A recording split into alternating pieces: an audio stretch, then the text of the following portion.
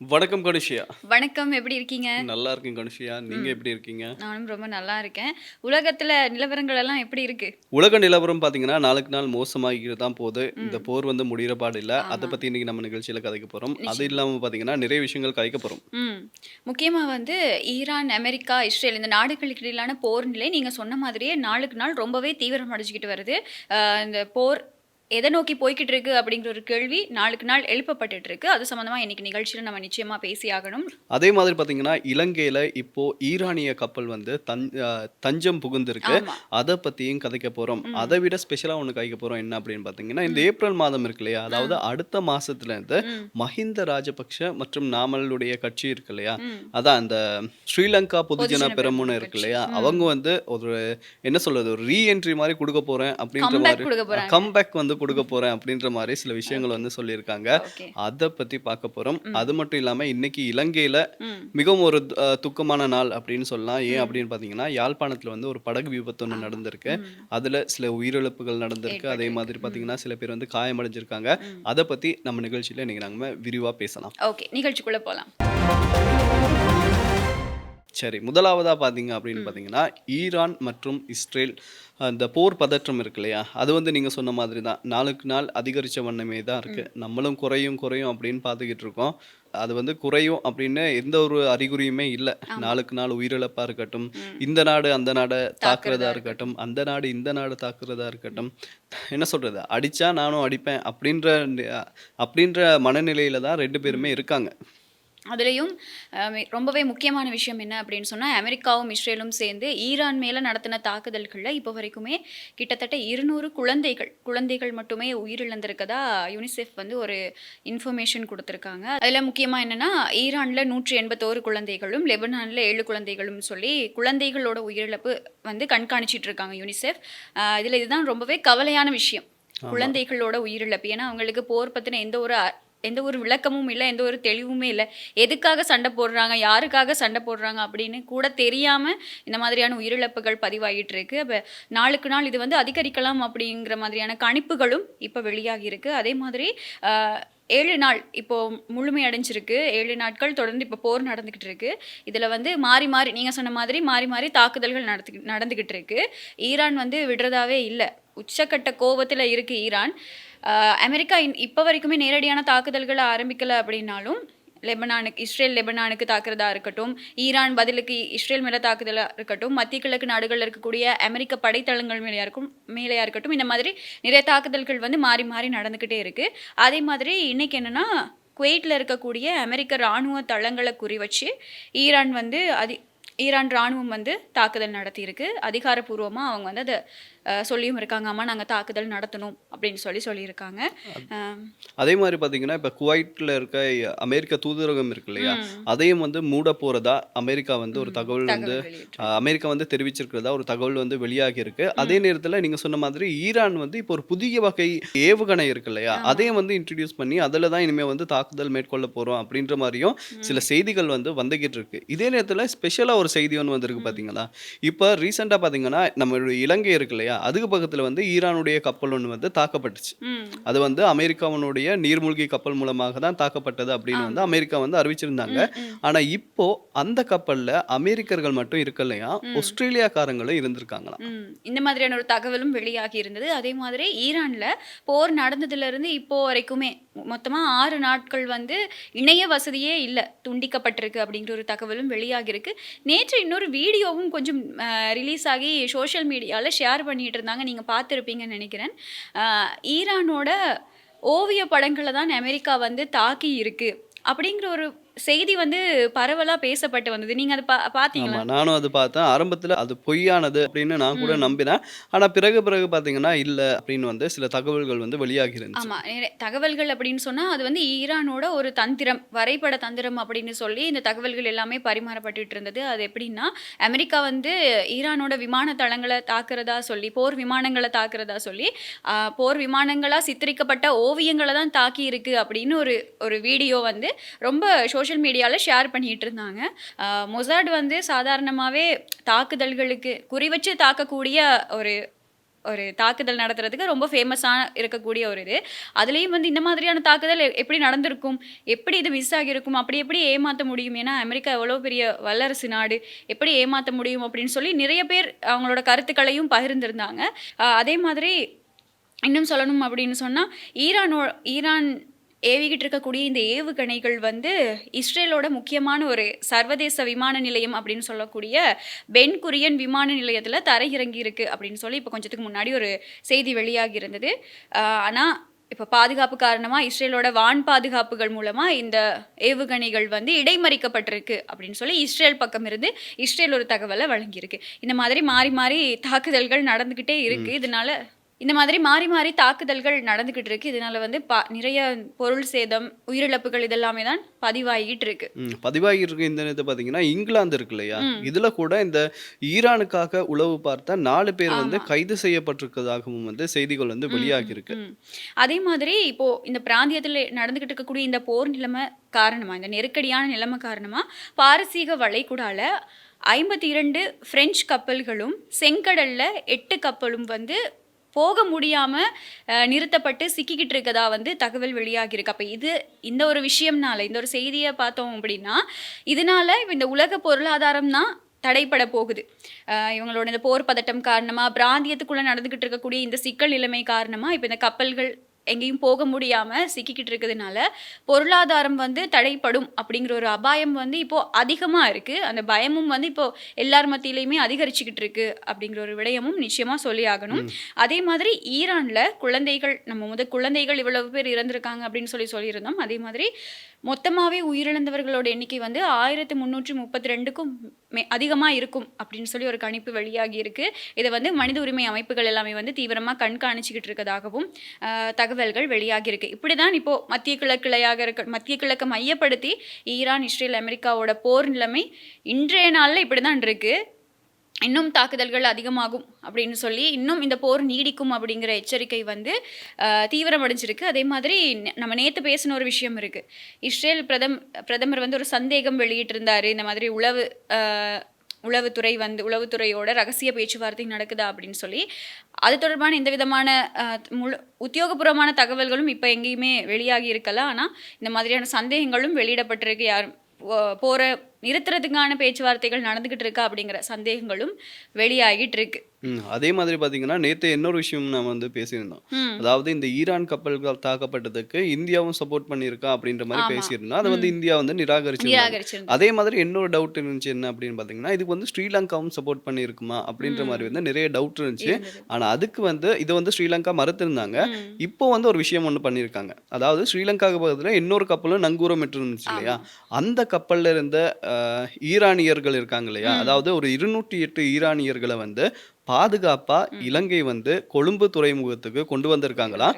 கொண்டு வந்தது மட்டும் இல்லாமல் பார்த்தீங்கன்னா அந்த கப்பல் இருக்கு இல்லையா, அதை வந்து திருகோணமலை துறைமுகம் இருக்கு இல்லையா, அதுக்கு கொண்டு போறதுக்கான நடவடிக்கைகளும் மேற்கொள்ளப்பட்டு வர்றதா அவங்க வந்து சொல்லியிருக்காங்க. ஆமா, அதாவது ஜனாதிபதி அனுரகுமார திசாநாயக்க இது தொடர்பாக நேற்று வந்து நாட்டு மக்களுக்கு ஒரு விசேட அறிக்கையும் வெளியிட்டிருந்தார். இது என்ன அப்படின்னா, ஈரான்ல ஒரு மனிதாபிமான நடவடிக்கையாக தான் இந்த உதவிகள் எல்லாமே செய்யப்படுதே தவிர மத்திய கிழக்கு மையப்படுத்தி நடந்துகிட்டு இருக்கக்கூடிய இந்த போரில் நாங்கள் எந்த ஒரு நாட்டுக்குமே ஆதரவு அளிக்கிறது கிடையாது. நாங்கள் வந்து இது ஒரு ஹெல்ப்பாக, ஒரு உதவியாக செஞ்சுக்கிட்டு இருக்கோம்.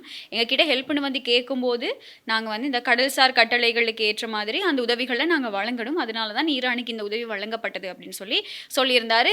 இதுக்கு முன்னாடி 2 நாட்களுக்கு முன்னாடி பேசப்பட்ட ஐரஸ் டீனா அப்படிங்கிற கப்பல் வந்து அமெரிக்க நீர்மூழ்கி கப்பலால் தாக்கப்பட்டு அதில் உயிரிழந்தவர்களோட சடலங்கள் வந்து இலங்கையில் கரைக்கு கொண்டு வரப்பட்டது மட்டும் இல்லாமல் காயமடைஞ்சவங்களை வந்து காலி கராபிட்டியா ஹாஸ்பிட்டலில் அட்மிட் பண்ணி அவங்களுக்கான மெடிக்கல் எமர்ஜென்சிஸ் எல்லாமே நடந்துக்கிட்டு இருக்கு. அதே மாதிரி தான் இதே இலங்கையோட கடல் பரப்புக்கு அண்மையில் வந்து ஈரானோட மற்றொரு போர் கப்பல் வந்து நங்கூரமிடப்பட்டிருந்திருக்கு.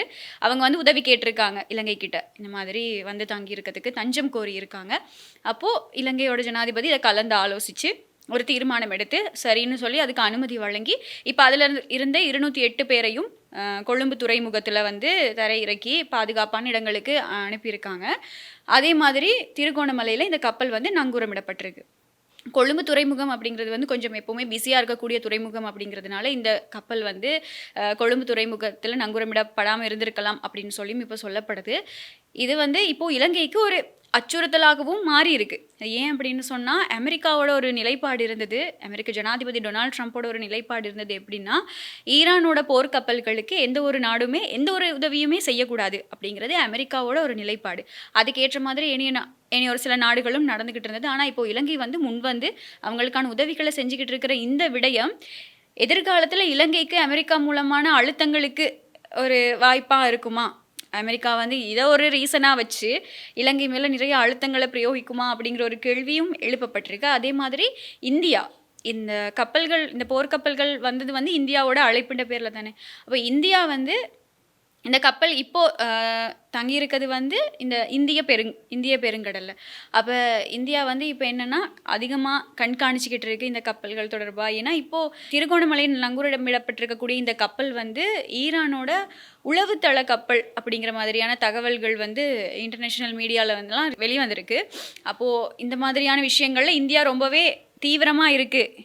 என்ன நடக்குது ஏது நடக்குது அப்படிங்கிற விடயத்தை வந்து இந்தியா கொஞ்சம் தீவிரமாக பார்த்துக்கிட்டு இருக்கு அப்படிங்கிற தகவல்களும் வெளியாகிட்டு இருக்கு. ஆனால் இலங்கையை பொறுத்த வரைக்குமே ஜனாதிபதி வந்து இதில் நடுநிலைத்தன்மையாக இருக்கிறாரு அப்படிங்கிற விடயத்தை உலக நாடுகளுக்கு தெரியப்படுத்துறதுல ரொம்ப ஆர்வமாக இருக்காரு. ஏன்னா நாளைக்கு நமக்கு பிரச்சனை வந்துடக்கூடாது அப்படிங்கிறதுக்காக ரொம்ப ஆர்வமாக இருக்காரு. இல்லை நாங்கள் நடுநிலையாக தான் இருக்கோம், நாங்கள் எந்த நாட்டுக்குமே ஆதரவு கிடையாது அப்படின்னு சொல்லி அப்படி தான் நேற்று அவர் கருத்து தெரிவிக்கும் போதும் கருத்து தெரிவிச்சிருந்தாரு.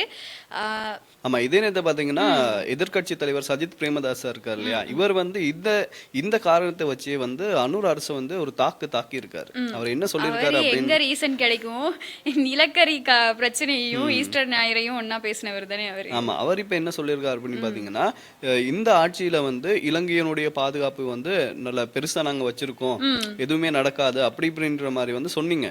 ஆனா இலங்கை பக்கத்திலேயே வந்து அமெரிக்கா நீர்மூழ்கி கப்பல் வந்து அடிச்சிருக்கு.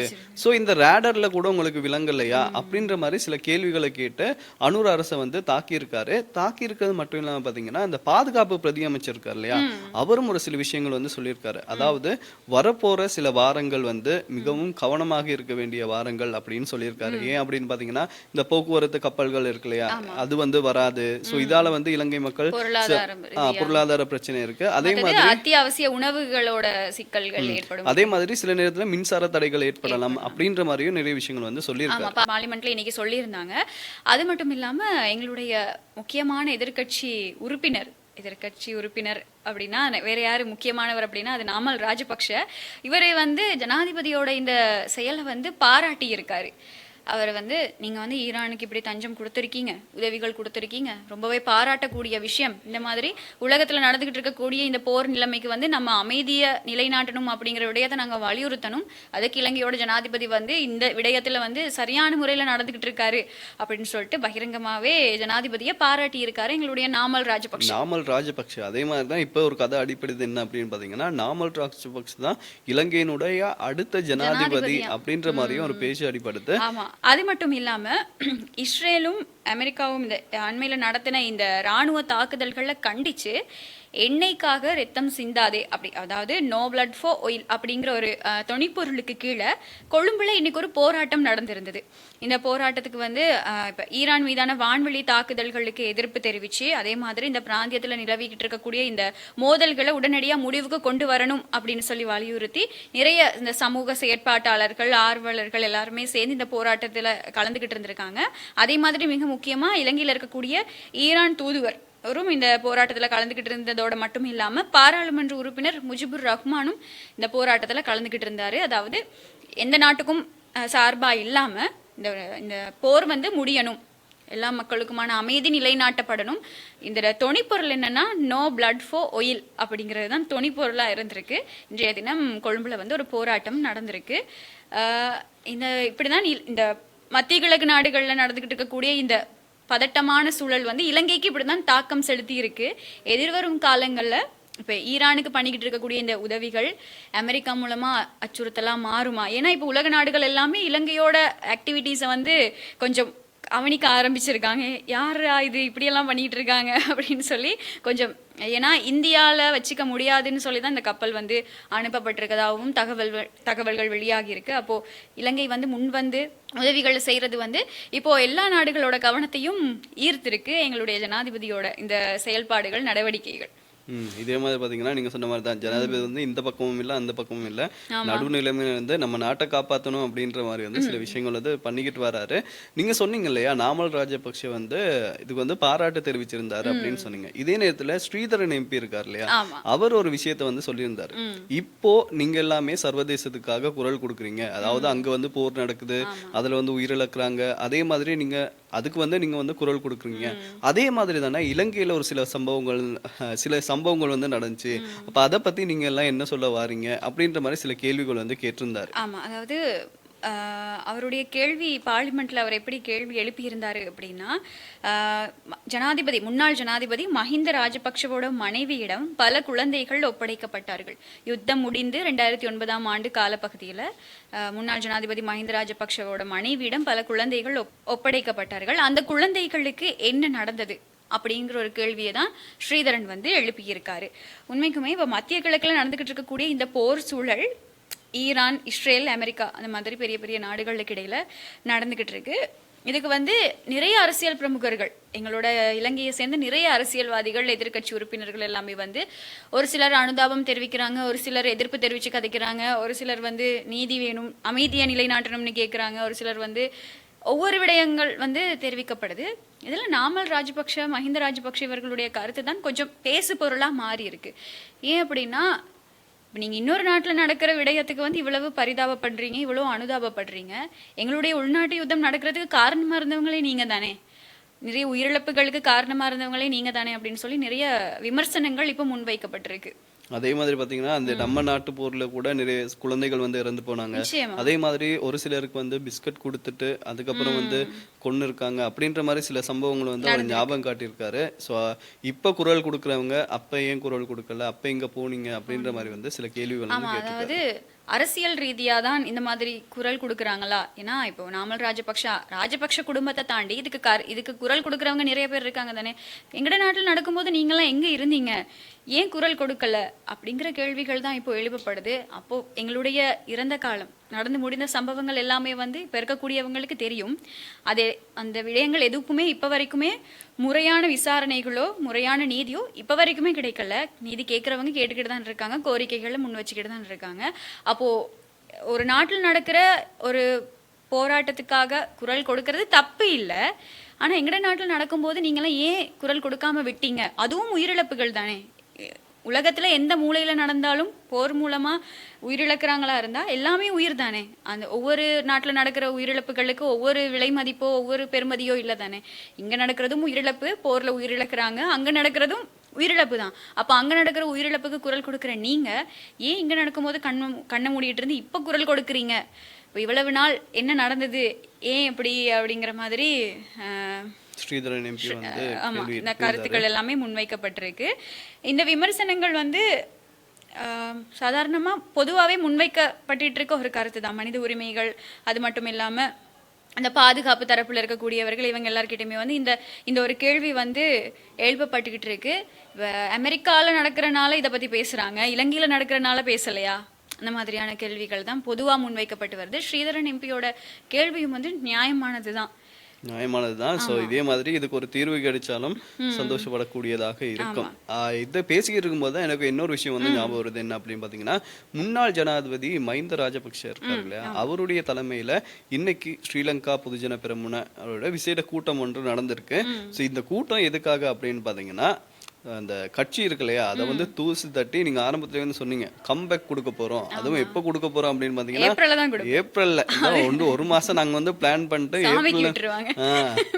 அது வந்து ஏப்ரல்ல இருந்து ஆரம்பிக்க போறோம் அப்படின்னு வந்து அந்த கட்சியோட முன்னாள் அமைச்சர் யார் அவரு லக்ஷ்மண் யாப்பா அபேவர்த்தனை வந்து சொல்லியிருக்காரு. இது சொன்னதுக்கு அப்புறம் அவர் ஃபைனல்ல ஒன்று சொல்லியிருக்காரு, அதுக்கு நம்ம வந்து அப்புறம் வருவேன். இப்போ இதை வந்து பேசுவோம். ஆமா, அதான் இந்த ஒவ்வொரு இயர் ஒவ்வொரு வருஷம் ஸ்டார்ட் ஆகும்போதும் நம்ம கேட்போம்ல நியூ இயர் ரெசல்யூஷன் என்ன அப்படின்னு சொல்லி. அப்போ நம்ம ஒரு ரெசல்யூஷன் சொல்லுவோம், இந்த வருஷத்தில் நான் இதை கட்டாயம் பண்ணிடணும்டா, இதை அச்சீவ் பண்ணிடணும்டா அப்படின்னு சொல்லுவேன். அப்போது ஒரு மாதம் செய்வோம், ஒரு நாள் செய்வோம், 2 நாள் செய்வோம், 3வது நாள் அது இல்லாமல் போயிடும்.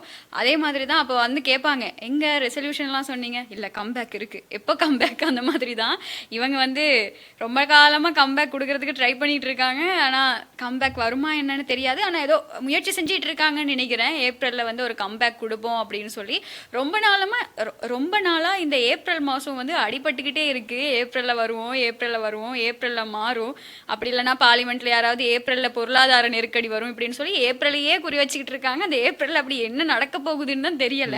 பொறுத்திருந்து பார்க்கலாம். ஆனால் மொட்டு கட்சி ஏதோ பிளான் பண்ணுதுங்கிறது மட்டும் தெளிவாக தெரியுது. அதுவும் ரொம்ப நாளாக பிளான் பண்ணிட்டு இருக்காங்க அப்படின்னு தெரியுது. ஸோ ஏதாவது ஒரு சம்பவம் வந்து அவங்க பிளான் பண்ணி வச்சிருப்பாங்க, நடக்கும்போது நமக்கு எல்லாமே தெரியும். ஆமாம், இதுக்கு முன்னாடியே வந்து இந்த ஐக்கிய மக்கள் சக்தி, ஐக்கிய தேசிய கட்சி, சஜித் ரணில் இவங்க 2 பேருமே வந்து கூட்டணி அமைக்கணும், ஒன்றிணைந்து நாங்கள் எதிர்கட்சிகள் எல்லாமே ஒன்றிணைந்து இப்போ இருக்கக்கூடிய அரசாங்கத்தை எதிர்க்கணும் அப்படின்னு சொல்லி ஒரு கூட்டணி அமைக்கிறதுக்கு தயாரானாங்க. அந்த பேச்சுவார்த்தைகள் வந்து எடுபடலை, சரியான முறையில் ஒழுங்கமைக்கப்படலை, தீர்மானங்கள் எதுவுமே ஒழுங்காக வரலை அப்படின்னு சொல்லி அதுக்கப்புறம் கொஞ்ச நாளைக்கு அப்புறம் ஒரு செய்தி வந்தது, இல்லை ரணில் வந்து சஜித் ஓகே சொல்லலை அப்படின்னா ரணில் வந்து நாமல் ராஜபக்ஷ கூட சேர்ந்து கூட்டணி அமைக்க போகிறாரு அப்படின்னு சொல்லியும் செய்திகள் வந்தது. இப்போ வரைக்குமே யாரோட கூட்டணி அமைக்க போகிறாங்க, யாரோட சேர்ந்து இப்போ அரசியல் களத்தில் இருக்க போகிறாங்கன்னு தெரியல. ஆனால் அரசாங்கத்துக்கு எதிராக எல்லாருமே ஒன்றா இருக்காங்க அப்படிங்கிறது மட்டும் தெளிவாக தெரியுது. அப்போ ஏப்ரலில் என்ன நடக்குதுங்கிறத பொறுத்திருந்து பார்ப்போம். அரசாங்கம் சரியான முறையில் சில விஷயங்களில் இன்வால்வ் ஆகி அதையும் சரியான முறையில் தான் செஞ்சுக்கிட்டு இருக்காங்க. ஒரு சில விமர்சனங்கள் அரசாங்கம் மேலே இப்போ அன்னிலிருந்தே இப்போ வரைக்கும் வச்சுக்கிட்டு தான் இருக்காங்க. விமர்சனங்கள் அப்படிங்கிறது அரசாங்கத்துக்கு இருந்துக்கிட்டே தான் இருக்குது. அவங்க அந்த விமர்சனங்களையும் தாண்டி ஒழுங்கான விதத்தில் எப்படி எந்தெந்த விஷயங்களில் தீர்மானம் எடுக்க முடியுமோ அதுக்கேற்ற மாதிரி ஜனாதிபதி அந்தந்த நடவடிக்கைகளை வந்து மேற்கொண்டுட்டு இருந்தார். அந்த கப்பல் விஷயத்தில் கூட, ஈரானில் இருக்க போர்க்கப்பல் வந்து இலங்கைக்கு வந்த கப்பல் விஷயத்தில் கூட பார்லிமெண்ட்டில் அரசாங்கத்துக்கு எதிராக நிறைய விமர்சனங்கள் முன்வைக்கப்பட்டது. நீங்கள் முதல்ல சொன்ன மாதிரி ரேடரில் ஏன் விளங்கலையா, உங்களுக்கு முதலையே தகவல் தெரிவிக்கலையா, எப்படி அது தெரியாமல் வரும், இந்த மாதிரி நிறைய கேள்விகள் வந்து அரசாங்கத்துக்கு விமர்சனமாக முன்வைக்கப்பட்டது. அதுக்கும் அரசாங்கம் முறையான பதில்களை வழங்கிட்டு விமர்சனங்களை தாண்டி அவங்களுடைய செயலில் சில விஷயங்களை வந்து ப்ரூவ் பண்ணிக்கிட்டு இருக்காங்க. ஏப்ரலில் என்ன நடக்குது, அடுத்த ஜனாதிபதியாக ஒருவேளை நாமல் ராஜபக்ஷ வர்றதுக்கான வாய்ப்புகள் இருக்கா அப்படிங்கறத வந்து பார்க்கலாம். ஆமா, அதே மாதிரி பாத்தீங்கன்னா இவர்கிட்ட வந்து கேள்வி கேட்டிருக்காங்க. இந்த லக்ஷ்மண் யாப்பா அபேவர்தன் இருக்காரு இல்லையா, அவர்கிட்ட வந்து கேட்டிருக்காங்க. அப்ப 2029 உங்களுடைய கட்சியில இருந்து யாரு ஜனாதிபதி வேட்பாளர் அப்படின்னு கேட்கும்போது இவர் சொல்லியிருக்காரா, இப்ப பாத்தீங்கன்னா மக்கள் கிட்ட வந்து எதிர்பார்ப்பும் வரவேற்பும் நாமல் ராஜபக்ஷ கிட்ட இருக்கு. ஸோ எதிர்காலத்தில் அவர் வந்து போட்டியிடலாம் அப்படின்ற மாதிரி சொல்லியிருக்காரு. போட்டியிடலாம், இருந்தாலும் எங்கட கட்சியில இருந்தா அந்த வேட்பாளர் இருப்பாங்க அப்படின்ற மாதிரி சொல்லியிருக்காரு. ஸோ மறைமுகமா என்ன சொல்றாரு அப்படின்னு பாத்தீங்கன்னா, மறைமுகமா சொல்ல தேவை நம்மளுக்கே தெரியும் அடுத்த கட்சிக்கு அடுத்த ஜனாதிபதி தேர்தலில் வந்து நாமல் ராஜபக்ஷ எப்படியும் போட்டியிட போறாரு அப்படின்றது வந்து தெரியும். அதுக்கான வேலைப்பாடுகள்ல தான் அவர் இப்ப இறங்கி ட்விட்டர்ல பதிவிடுறது என்ன, அரசாங்கத்தை விமர்சிக்கிறது என்ன, பார்லிமெண்ட்ல வந்து நிறைய கருத்துக்களை முன்வைக்கிறது என்ன, இந்த மாதிரி உங்களுக்கு ஞாபகம் இருக்கா, நுகேகுடையில வந்து ஒரு பேரணியை நடத்தி இருந்தாரு அரசாங்கத்துக்கு எதிராக. இந்த மாதிரி நிறைய செயல்பாடுகள்ல வந்து நாமல் ராஜபக்ஷ இறங்கி இருக்காரு. அடுத்த ஜனாதிபதி வேட்பாளர் அவர் வந்தாலும் ஆச்சரியப்படுறதுக்கு இல்லை, அதுவும் ஏற்றுக்கொள்ளக்கூடிய விடயம் தான். ஏன்னா தீர்மானிக்க போறது மக்கள் தானே யாரு ஜனாதிபதி அப்படிங்கிறத. அதனால பொறுத்திருந்து பார்க்கலாம் இந்த மொட்டு கட்சியோட அரசியல் சூழ்ச்சிகள் எல்லாமே எப்படி இருக்கு, எதை நோக்கி பயணிக்குது அப்படிங்கிறத சரி பொறுத்திருந்து பார்க்கலாம். அதே நேரத்தில் பார்த்தீங்கன்னா இன்னைக்கு யாழ்ப்பாணத்துல வந்து ஒரு துயரமான சம்பவம் ஒன்று நடந்தது. ஸோ அது வந்து எப்படி சொல்றது அப்படின்னு தெரியல. யாழ்ப்பாணம் குருநகர்ல இருந்து பாலைத்தீவு இருக்கு இல்லையா, அதுல வந்து ஒரு வழிபாடு சம்பந்தமா சில பேர் வந்து படகுல போயிருக்காங்க. ஒரு காலைல 6 மணி போல போகும்போது அந்த படகு வந்து விபத்துக்குள்ளானதாகவும் அந்த விபத்துல வந்து 2 பேர் உயிரிழந்திருக்கிறதாகவும் வந்து செய்திகள் வந்து வெளியாகிருக்கு. அதாவது உண்மையிலேயே இன்னைக்கு காலையிலேயே கேள்விப்பட்ட ஒரு கவலைக்குரிய சம்பவம் தான் அது. ஏன்னா ஆலய வழிபாடுகளுக்காக, புனித அந்தோனியர் ஆலய வழிபாடுகளுக்காக வந்துகிட்டு இருந்த படகுல வந்து பயணிச்சவங்க எல்லாமே அந்த படகு மூழ்கினதுல வந்து நிறைய பேர் வந்து இன்னும் யாரையுமே இன்னும் வந்து ஒரு சில பேரை கண்டுபிடிக்க முடியாத ஒரு கட்டம் இருக்கு. தேடுதல் பணிகள் எல்லாமே வந்து தீவிரமடைஞ்சிருக்கதா சொல்லிட்டு இருக்காங்க. அதே மாதிரி 11 பேர் வைத்தியசாலையில் அனுமதிக்கப்பட்டிருக்காங்க. 2 பேர் வந்து உயிரிழந்திருக்காங்க. உயிரிழந்தவங்களோட விவரங்களும் வந்து வெளிப்படுத்தப்பட்டிருந்தது. உண்மைக்குமே கவலைக்குரிய விடயம் தான். எதிர்பார்க்காத ஒரு சம்பவம் காலையிலேயே. அதே மாதிரி இதுக்கு வந்து கடற்றொழில் அமைச்சர் சந்திரசேகர் வந்து விசாரணை வேணும், விசாரணை நடத்தப்படணும், அறிக்கை வேணும் அப்படின்னு சொல்லி கோரியிருக்காரு. முறையான விசாரணைகள் நடத்தப்பட்டு எப்படி இந்த விபத்து நடந்தது, எதனால் இந்த விபத்து நடந்தது அப்படிங்கிறதுக்கான ஒரு அறிக்கை வேணும்னு சொல்லி அரசாங்கம் உடனடியாக இந்த விடயத்தில் வந்து தலையிட்டு இருக்கு. பாராட்டக்கூடிய விஷயம். விபத்தில் தலையிட்டு அறிக்கை கேட்டிருக்காங்க. அப்போது இந்த அறிக்கைகள் வந்ததுக்கு அப்புறமா தான் எப்படி இந்த விபத்து நடந்தது, ஏன் இந்த இப்படி ஒரு சம்பவம் நடந்தது அப்படிங்கிறது வந்து தெரிய வரும். ஆகவே விசாரணைகள் இப்போது துரிதப்படுத்தப்பட்டு தீவிரமாக நடந்துக்கிட்டு இருக்கு அப்படிங்கிறதையும் சொல்லியாகணும். அதே மாதிரி அரசாங்கம் வந்து உயிரிழந்தவர்களுக்கு தேவையான எல்லா விடயங்களையுமே எல்லா நடவடிக்கைகளையுமே செஞ்சு கொடுக்கறதா உறுதி வழங்கியிருக்கிறதோட மட்டும் இல்லாமல் ஆழ்ந்த இரங்கல்களையும் வந்து தெரிவிச்சிருக்கு அரசாங்கம். இந்த விடயத்தில் உடனடியாக செயற்படுது அப்படிங்கிறத நம்ம நிச்சயமாக இந்த இடத்துல சொல்லி ஆகணும். உண்மைக்குமே கவலைக்குரிய ஒரு விடயம் தான் இன்றைய தினத்துல நடந்த. அதாவது இதை பத்தி தான் இலங்கையில நிறைய பேர் பேசிட்டு இருக்காங்க. ஆமா, நீங்க சொன்ன மாதிரி தான். அதே மாதிரி கடற்தொழில் அமைச்சரும் முன்னுக்கு வந்து இதுல வந்து என்ன நடந்திருக்கு அப்படின்றத விசாரிக்கணும் அப்படின்றதுல வந்து விசாரிக்கணும் அப்படின்றது வந்து அவர் வந்து தீவிரமாக இருக்காரு. ஸோ இதனுடைய பதில் வந்து கூடிய சீக்கிரம் கிடைக்கும் அப்படின்னு நம்புறோம். அதே மாதிரி பாத்தீங்கன்னா இன்னைக்கு நம்ம நிகழ்ச்சியில வந்து நிறைய விஷயங்கள் பார்த்தோம். அதே மாதிரி நாளைக்கு உலகத்திலேயா இருக்கட்டும் இலங்கையிலேயா இருக்கட்டும் என்னென்ன விஷயங்கள் நடக்குது அப்படின்றத பேசுறதுக்கு நம்ம ரெடியா இருக்கோம். ஆமாம், நிச்சயமா நாளைய தினமும் இந்த உலகளாவிய ரீதியில் நடந்துகிட்டு இருக்கக்கூடிய இந்த போர் நிலைமை, அது மட்டும் இல்லாமல் இது இலங்கையோட எப்படி தாக்கங்களை ஏற்படுத்துது, அது மட்டும் இல்லாமல் இலங்கையில் நடந்துட்டு இருக்கக்கூடிய சம்பவங்கள், செய்திகள் எல்லாத்தையுமே வந்து நிகழ்ச்சியில் நம்ம நிச்சயமாக பேசலாம். ஸோ நாளைய தினமும் சந்திக்கலாம். Bye bye.